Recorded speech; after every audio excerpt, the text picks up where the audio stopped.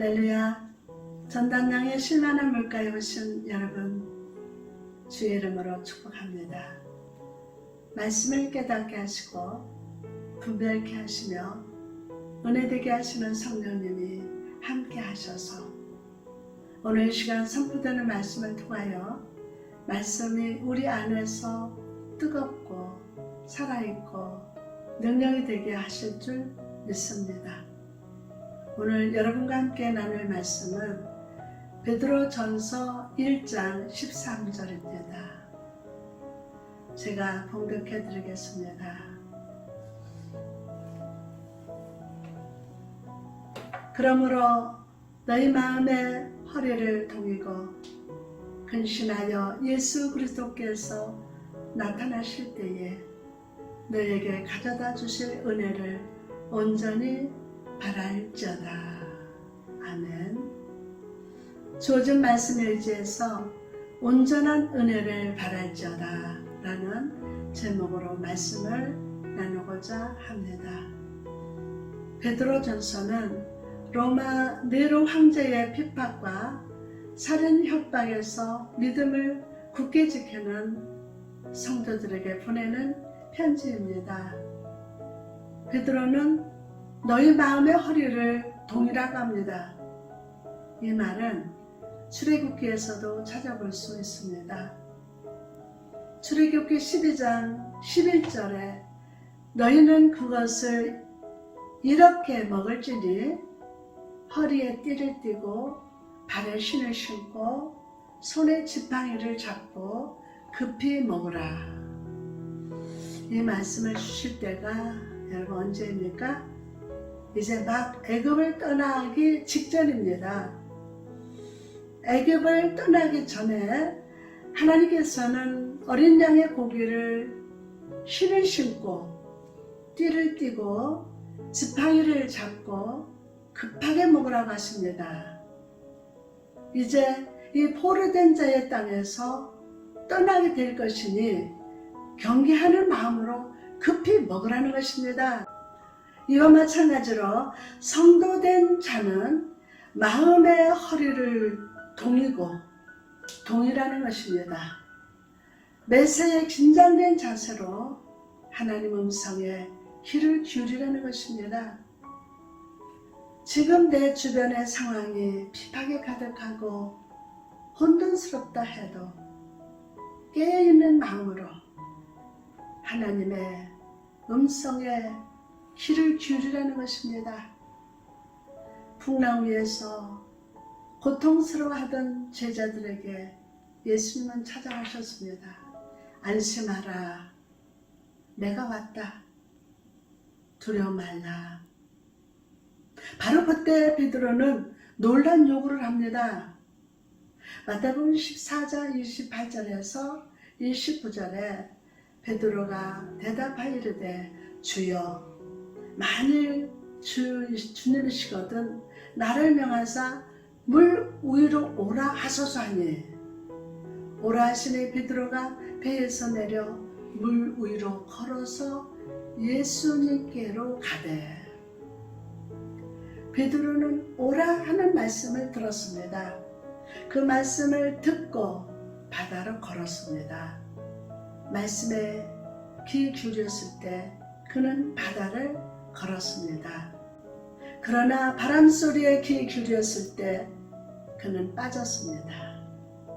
30절에 바람을 보고 무서워 빠져가는지라 소리질러 이르되 주여 나를 구원하소서 하니 여러분 이 모습을 보십시오. 베드로가 주님의 음성에 귀 기울이고 있을 때 파도나 바람은 그를 간섭하지 못했습니다. 주님의 음성의 권세를 이길 수 있는 것은 세상에 없기 때문입니다.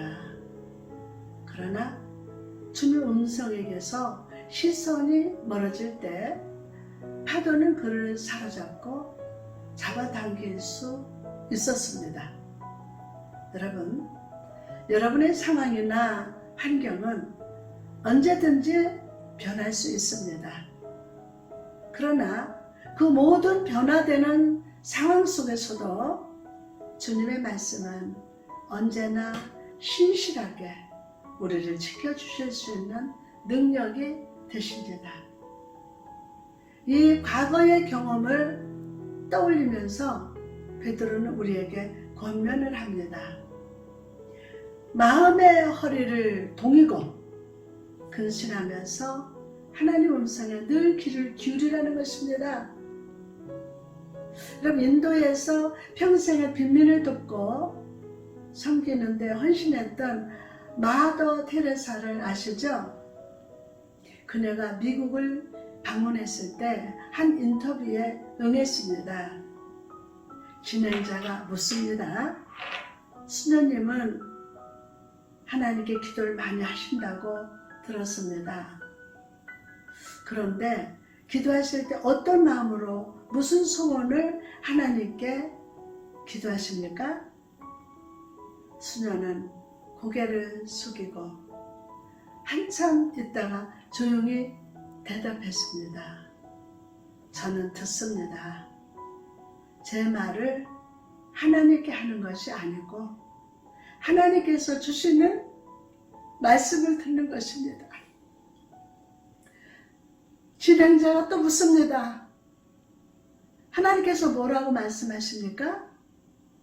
수녀는 하나님께서도 들으십니다.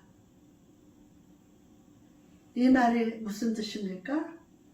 듣는 마음, 들리는 마음, 하나님의 음성을 듣고자 하는 이 자세가 바로 기도라는 것입니다.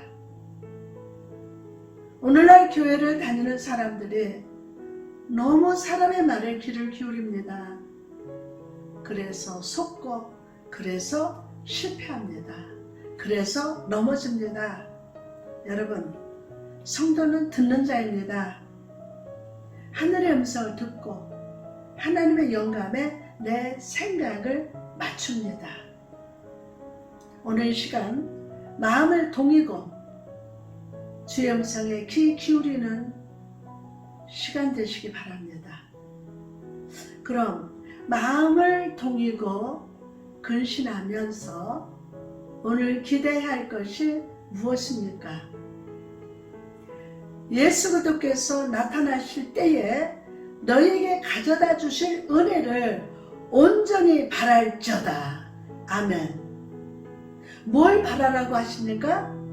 은혜입니다. 은혜를 어떻게 바라라고 합니까? 온전히 바라라고 합니다. 여러분, 우리나라 성경은 온전히라고 되어 있지만 원어에 맞게 해석하면 끝까지, 끝날까지, 종말의 때까지 라는 뜻입니다. 베드로전서를 읽는 사람들에게 이 말은 지금 네로 황제가 극심한 핍박으로 고통을 받고 있음을 잘 알고 있다. 그러나 예수님이 다시 오시는 그날 그 모든 핍박이 끝나고 구원의 은혜가 임하는 것이라는 뜻으로 쓰여진 것입니다. 그런데 현실 아직 예수님은 오지 않으셨습니다. 그럼 오늘 우리에게 이 본문은 어떤 의미가 있을까요? 저는 이 본문을 이렇게 해석하고 싶습니다. 너의 인생 마치는 그날까지 예수님으로부터 임하는 은혜를 구할지어다. 아멘.